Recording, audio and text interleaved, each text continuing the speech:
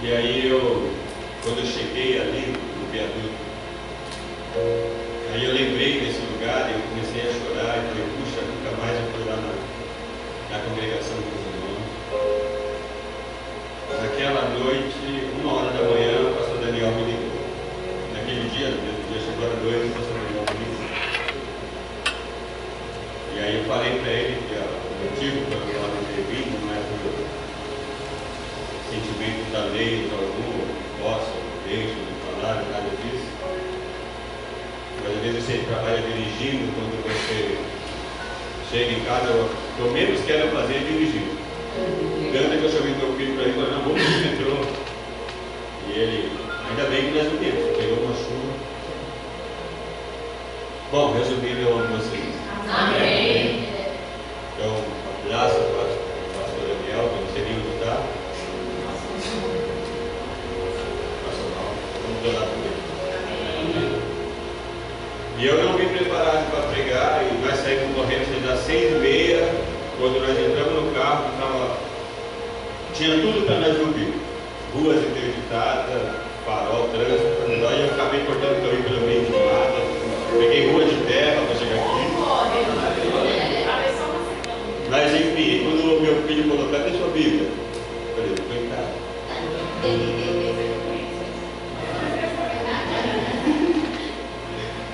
Mas eu vou ficar, porque o versículo que veio à minha mente eu não lembro onde está.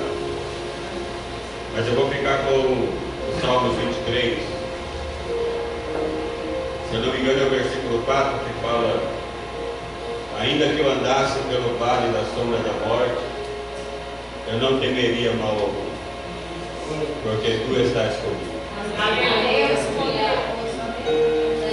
E o versículo que veio à minha mente, eu não sei onde está, é aquele que fala: alegrai-vos na esperança, sede pacientes na tribulação e perseverai em oração.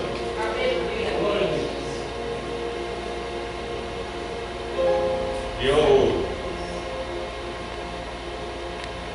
pensei nesse versículo. Tem um texto do apóstolo Paulo, ele fala assim: olha, a tribulação produz a paciência a experiência, a experiência a esperança, e a esperança não traz confusão, porquanto o amor de Deus está derramado em nossos corações. Nós, como cristãos, não estamos isentos de enfrentar muitas situações adversas. Ninguém, eu acredito que ninguém, quando recebe a pessoa do Espírito Santo, quando recebe o Senhor Jesus na sua vida, eu imagino que ninguém acredita que irá passar por situações difíceis, porque aquela revelação, Romanos 12:2, quando nós aceitamos, a alegria que invade o nosso ser é algo muito grande. E nós, como seres humanos, procuramos isso. Tudo que nós fazemos é visando o bem-estar para nós e da nossa família. Então, quando nós encontramos aquilo que supre, aquilo que superabunda, aquilo que é muito maior do que as alegrias mundanas que experimentamos, que as coisas que nós vivemos e recebemos ao Senhor Jesus, a alegria da salvação é algo glorioso. É algo que nos enche de esperança, faz mesmo nós vivendo em tempos difíceis, faz com que nós encontremos força para poder prosseguir na nossa caminhada. Então, alegrai-vos na esperança. É mesmo no caos, é mesmo você numa situação totalmente contrária àquilo que você imaginava, uma situação que você não esperava, mas você olhar e ver esperança em Cristo naquela situação. São inúmeras perdas que nós podemos enfrentar. Posso tocar num assunto meio constrangedor ou triste, mas que é real, e que o que nos motiva é justamente a esperança, porque qualquer um poderia mudar o rumo ou seus planos na vida. Quem saiu daqui imaginando que voltaria seria a última viagem? Quem imaginaria que a pastora Angelina, mas a carta, acho que é carta, né? Iria ficar doente entre a vida e a morte por conta de uma consequência de uma viagem. No caso mais crítico, de perderam-se vidas, se fosse uma outra pessoa que não tivesse esperança, teria desistido dessa missão, talvez, eu acredito que no íntimo, porque quem está na frente do trabalho, quando vai para realizar algo para o Senhor, nós sabemos que vamos enfrentar dificuldades, mas nunca dessa natureza. Eu já fiz alguns cultos fúnebres, e é o culto mais difícil, porque a família está abatida, o pessoal está, enfim, se não é a esperança em Deus. Eu fico imaginando as lamúrias, ou os lamentos, melhor dizendo, lamúria não, mas os lamentos que o nosso irmão presbítero tem ao relembrar da sua esposa, os momentos que tiveram juntos de alegria e hoje tem que caminhar sozinho. Uma vez eu encontrei um jovem, eu não era pastor ainda, eu estava iniciando também na fé, e aquele jovem ouvia falar que Jesus curava antes, muito mais do que hoje, porque hoje se volta o evangelho para o materialismo, para as finanças, para muitas outras coisas, mas se pregava muito mais sobre cura, e nós víamos realmente muitas pessoas sendo curadas. E aquele jovem, a sua mãe ficou enferma, e ele começou a orar por ela, e ela faleceu nos seus braços. E aí logo em seguida ele me viu e ele pegou, puxa, eu orei tanto, e eu pedi tanto para Deus, e minha mãe morreu nos meus braços, e chorando. Eu acho que a palavra mais certa é alegrar-vos nas terras. Eu acho que é o último, né, do adversário a ser vencido, é a morte. Então, talvez eu esteja sendo um pouco pesado naquilo que eu estou falando, mas é uma realidade que todos nós vamos ter que passar por ela. E o que me chamou muita atenção hoje aqui foi no louvor: eu quero ter um coração igual ao teu, mais ou menos, né? Quero ser igual a ti. Eu fico imaginando, ao encontrarmos com o Senhor, ou nós nos encontrarmos, qual seria a palavra certa para falar para Ele? O que falar? Ou qual argumento? Às vezes nós não temos nem mesmo argumento para engrandecê-lo no nosso íntimo, dentro da nossa vida cotidiana. Nós lembramos somente das nossas necessidades, lembramos das nossas dores, dos nossos apertos, e às vezes o relacionamento que temos com Ele é simplesmente dar ajuda, socorre, ter misericórdia. Eu acho que eu já falei isso outro dia aqui. Eu almejo desenvolver com Deus um relacionamento mais profundo. Aleluia. Pelo menos aqui em vida eu quero ter assunto para falar com Deus. Amém. Não assuntos repetitivos, orações repetidas. Outro dia eu falei disso, a testemunha de Jeová trabalha comigo, ela falou assim, eu falei, você ora o Pai Nosso? Ela, não, eu vou ficar repetindo para Deus as mesmas coisas. Eu falei, oxe, eu glorifico a Deus pela sua vida, porque eu estou até hoje tentando achar uma palavra diferente para me falar para Deus, que está difícil, viu? Eu sou muito pobre, eu não consigo, às vezes quando eu penso que não, estou pedindo a mesma coisa que eu pedi o ano passado, o mês passado, ou ontem, e você tem conseguido, no decorrer do ano, ficar sem repetir, sendo que a oração modelo foi a que Jesus deixou para nós. Então eu almejo isso para a minha vida, e eu sei que os irmãos também almejam desenvolver com Deus esse relacionamento. Eu lembrei de Jó, que perdeu tudo que tinha,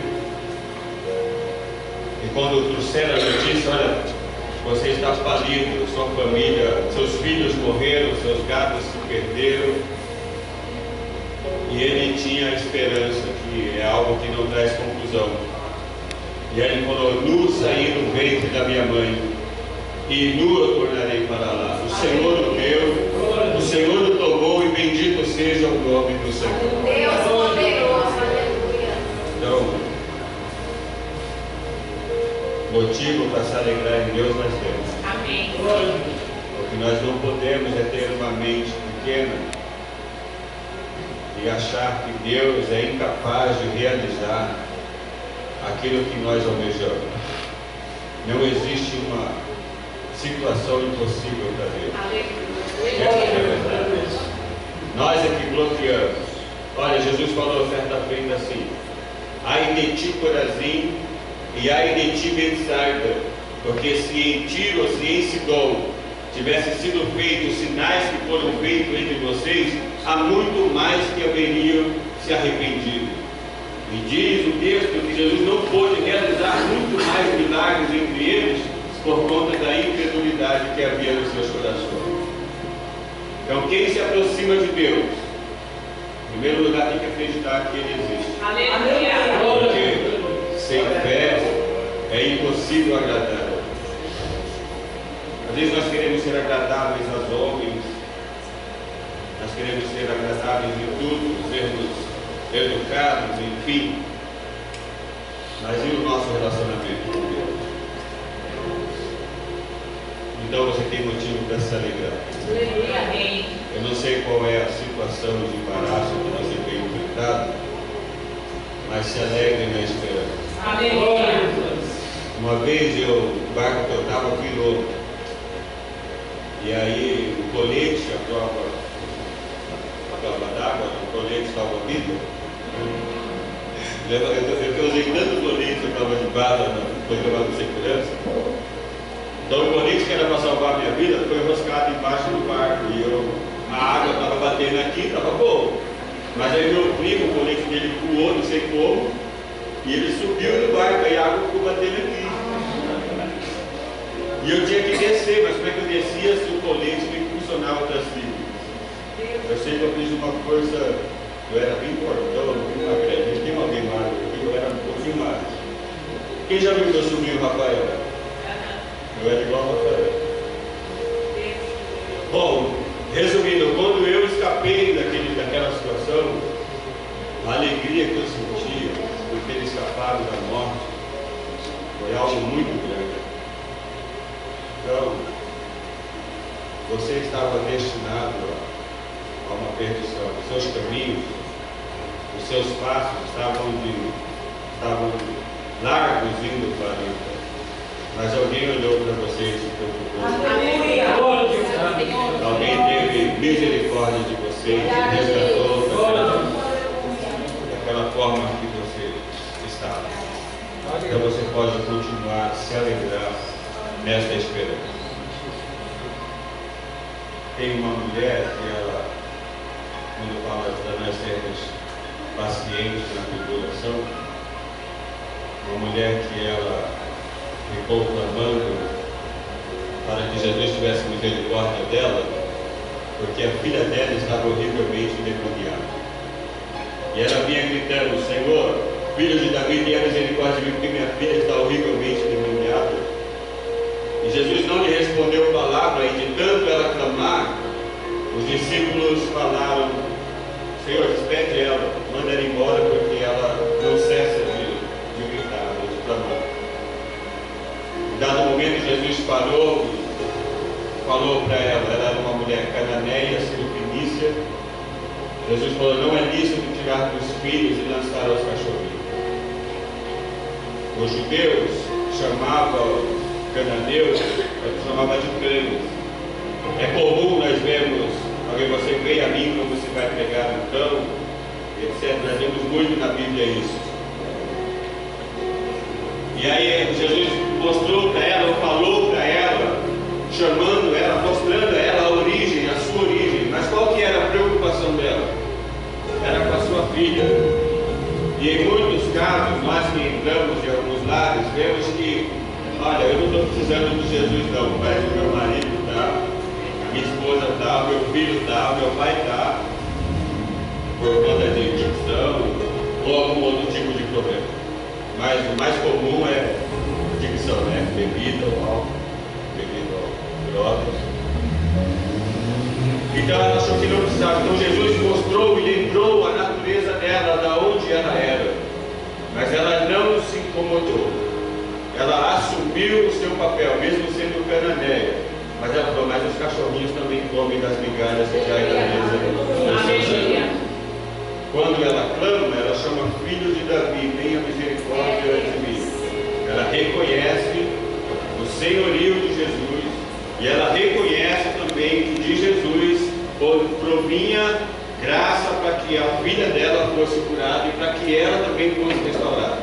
E a gente fala, mulher grande é a sua fé, e seja feito para contigo conforme tu desejas.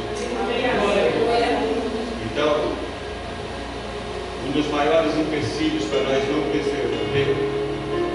não perseverarmos em orar são as situações adversas e em muitas ocasiões palavras a qual nós ouvimos. Já pensou se Deus fala não para você diante de todos os seus pedidos, diante de tudo aquilo que você tem colocado nas mãos dele, e alguns se apressam? Então você tem que ser paciente. A irmã falou que trabalha no hospital, e quando você está dentro de um hospital como paciente, você não tem alternativa alguma senão esperar a medicação, o momento certo, a alta, enfim, você fica lá, com paciência ou não, mas tem que ficar. Então, se você se alegrar na esperança, isso vai, a consequência vai ser a paciência, porque isso é fruto do Espírito. Eu já ouvi alguém dizer, não vou pedir paciência, porque o que gera paciência é tribulação. Mas o fato é que Deus não quer ninguém triste lá em cima. É verdade. Só vai chegar lá quem ama o Senhor. Aleluia. Acho que o único, talvez alguém falou, né? Mas o que eu mais vejo e já vi na Bíblia, o que mais expressou o seu amor para com Deus foi o salmista Davi. É muito difícil chegar para Deus e falar, Deus, eu te amo. Jesus falou, se alguém me amar, esse aí será amado do meu Pai. E nós viremos a Ele, nos manifestaremos a Ele. Aleluia. Então, amar a Deus não é simplesmente falar, eu te amo. Amar a Deus envolve muito mais. Não é paixão que logo se acaba ou que você anda desenfreado fazendo tudo em prol daquela paixão. Amar a Deus tem que honrá-lo, tem que respeitá-lo, porque, como já foi falado, ele se merece. Né? Aleluia. Glória a Deus. Amém? Amém. Confesso para os irmãos que eu não preparei texto, eu não vim para pregar, vim só para matar a saudade dos irmãos. Mas eu quero que você se alegre em Deus, porque se você acha que não há alegria em meio à tribulação, você está equivocado. Porque a alegria e a esperança, ela não traz confusão para nós. Aleluia. Não pode ser a situação que for. Eu já vi algumas pessoas que no leito, prestes a morrer, mas ele está falando em línguas, ele está cantando ao Senhor. Quem vai visitá-lo está edificado de lá. Porque tudo vai passar, mas os que fazem a vontade do Senhor permanecerão para sempre. Glória a Deus. E levando essa, nós queremos agradar, e eu posso fazer tudo aqui ou na minha congregação para agradar as pessoas. Mas se eu não agradar a Deus do outro lado, não vou ter resultado algum. E se você fizer tudo para agradar alguém, você corre um sério risco em ser decepcionado com a reação daquela pessoa. Quantos pais não investem pesado nos filhos, pagam faculdade, esforçam-se demasiadamente, lutam para dar uma educação boa, e às vezes o filho cabula, às vezes o filho vai para a festa da faculdade. Eu já fiz segurança em faculdade, a orgia é algo tremendo. Então, se o pai soubesse o que estava acontecendo, eu já tive o desprazer de ver uma pessoa tendo relação sexual em cima de uma mesa e o pai e a mãe ligar e a pessoa atendendo o pai no próprio ato e falando que estava tranquilo, podia ficar descansado. Então, mas os valores que nós aprendemos em Deus não é para serem distorcidos. Os pais, natural, tem pai que conhece o filho, entre aspas, mas os filhos conhecem muito mais os pais. O filho sabe tudo o que o pai gosta ou o que o pai não gosta. E quando ele faz alguma coisa errada, ele tem a ciência, ele tem o conhecimento do que ele está fazendo, está indo contra a vontade do seu pai. E assim são os cristãos. Qualquer ato nocivo, seja mentira, seja coisa pesada, ele tem a plena ciência de que está desagradando a Deus. Então não perda a sua comunhão com Deus. A alegria que o mundo dá pode trazer sérios danos à sua vida, pode trazer consequências e em alguns casos, infelizmente, algumas pessoas têm que seguir o Evangelho pagando o preço das suas decisões passadas. E o que vai te motivar é a alegria, é o seu desenvolvimento, o seu relacionamento diretamente com Deus. Relacionamento direto com Deus te leva a lugares que você jamais imaginou, em situações que você jamais imaginou. Mas em tudo, se você estiver ligado com Deus, o nome dele será glorificado e você será honrado porque andou em conformidade à vontade de Deus. Quando Abraão ouviu a palavra de Deus, ele imediatamente não questionou. Ele deixou a sua vida estável, era uma pessoa rica, próspera, mas ele saiu do meio da parentela para um lugar que ele não conhecia, sem temer. E quando Deus pediu o seu filho, ele acreditou contra a própria esperança. Se a descendência dele era como a areia da praia, como as estrelas do céu, dependesse da vida do seu filho Isaac, então por que ele deveria matar? Mas aí tem algum lugar, acho que em Hebreus, se não me engano, 11, fala que Abraão acreditou que dos mortos Deus poderia ressuscitar o seu filho ou trazer a vida. Alguns usam a expressão que Deus das cinzas poderia trazer o seu filho de volta. Então o fato é que você obedecendo a Deus pode ir na contramão do seu pensamento. Mas a verdade é que Deus irá te honrar. Vale a pena obedecer. Quem vai ser o substituto do pastor Daniel? Quem vai ser o substituto ou a pessoa de confiança no cargo aonde você trabalha? É aquele que chega atrasado? É aquele que descumpre as ordens do chefe? Então hoje em dia obedecer, às vezes deixa passar como puxa-saco ou como trouxa. Não é? Estou falando bobeira, não? Ah, você é bobo, não, mas faz aí, todo mundo faz. Mas o patrão só leva para trabalhar do lado dele, quem é honesto. Só dá posto para quem realmente é digno de confiança. E se você desenvolve um relacionamento com Deus vai te levantando. Deus vai tocando, vai fazendo com que você seja reconhecido em meio a essa sociedade.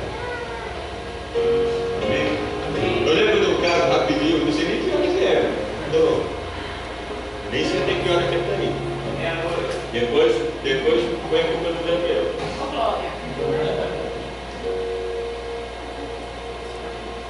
De um rapazinho que ele estava muito no culto e era desvairado.